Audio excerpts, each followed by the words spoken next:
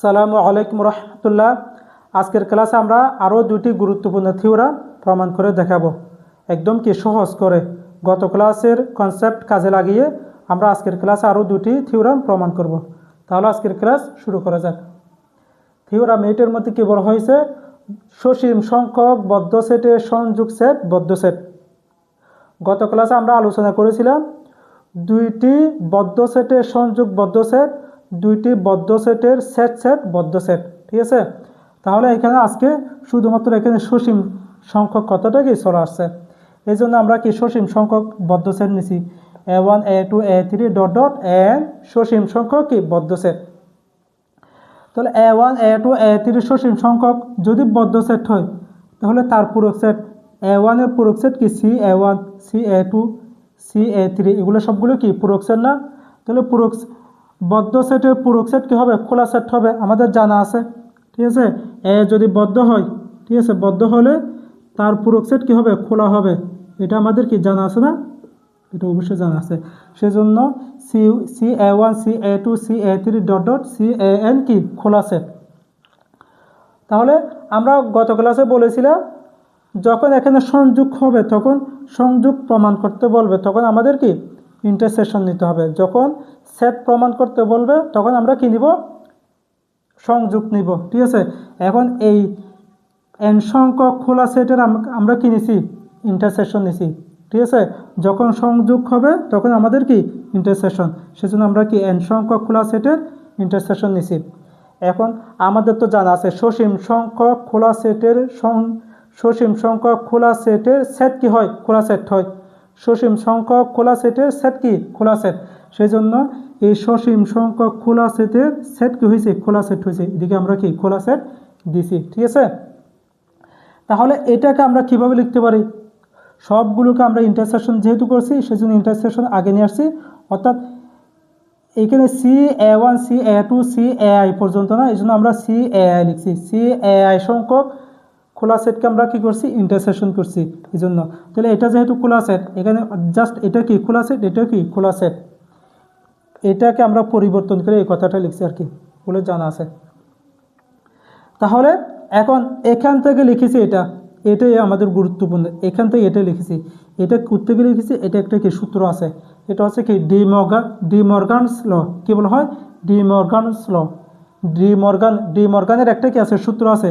সেই ডি মর্গানের সূত্র অনুযায়ী এখান থেকে এটা লিখে হয়েছে। সেটা কি? জাস্ট কি করবে, আমাদের তো সংযোগ দরকার। কি দরকার? সংযোগ। ডি মর্গানের সূত্রটা কিভাবে দিবে? আমাদের এখানে সংযোগ দরকার, আমরা দিছি কি ইন্টারসেকশন। তাহলে ইন্টারসেকশন থেকে আবার কোথায় নিয়ে আসবো? সংযোগে নিয়ে আসবো। সেই জন্য এখানে সিটা আগে নিয়ে আসবো। সবসময় সি এখানে ভিতরে থাকবে, সিটা আগে নিয়ে আসবো, বুঝছেন? এতটুকু সি এখানে ভিতরে থাকবে, সিটাকে আমরা আগে নিয়ে আসবো, বুঝছেন? এতটুকু। তাহলে সিটাকে আগে নিয়ে আসছি। তারপর আমাদের কি দরকার? সংযোগ দরকার, সেই জন্য সংযোগ বসাই দিছি। জাস্ট এখানে ইন্টারসেকশন থাকলে এখানে আমরা কি UAI বসাই দিব। আর এখানে যদি ইউ থাকে তখন আমরা কি, অর্থাৎ ইউনিয়ন থাকলে তখন আমরা এখানে ইন্টারসেকশন AI বসাই দিব, বুঝছেন? এটা হচ্ছে ডি মর্গানস ল। এখানে সি আছে, সিটা আমরা কি সামনে নিয়ে আসবো, ইন্টারসেকশন থাকলে UAI, আর এখানে যদি ইউনিয়ন থাকে তখন আমরা ইন্টারসেকশন AI বসাই দিব। এটা কি ডি মর্গানস ল। দেখেন ইন্টারসেকশন CAI সমান সিটা আমরা সামনে নিয়ে আসছি, তাহলে UAI কি যেভাবে আছে সেভাবে কি বসে গেছে, বুঝছেন? এতটুকু বসাইছি। বসানোর পর দেখেন এখন সি আছে না, সিটা আমাদের কি তুলে দিতে হবে। সিটা আমরা যখন তুলে দিছি এটা কি খোলা সেট না, কারণ এটা কি খোলা সেট আছে, আমাদের কি বদ্ধ সেটে নিয়ে আসতে হবে। সংযোগ সেট কি হয়? বদ্ধ সেট আমরা নিয়ে আসবো। সংযোগ তো পেয়ে গেছি, আমাদের সংযোগ দরকার, সংযোগ পেয়ে গেছি। এখন আমাদের কি দরকার? বদ্ধ। সেজন্য আমরা কি বদ্ধ নিয়ে আসবো। বদ্ধ কীভাবে নিয়ে আসবো? খোলা থেকে এই সিটা যখন আমরা তুলে দিব সেটা কি হয়ে যাবে? সিটা যখন তুলে দিব সেটা কি বদ্ধ হয়ে যাবে না? এই সিটা তুলে দিয়েছি, সেজন্য UAI কি হয়ে গেছে?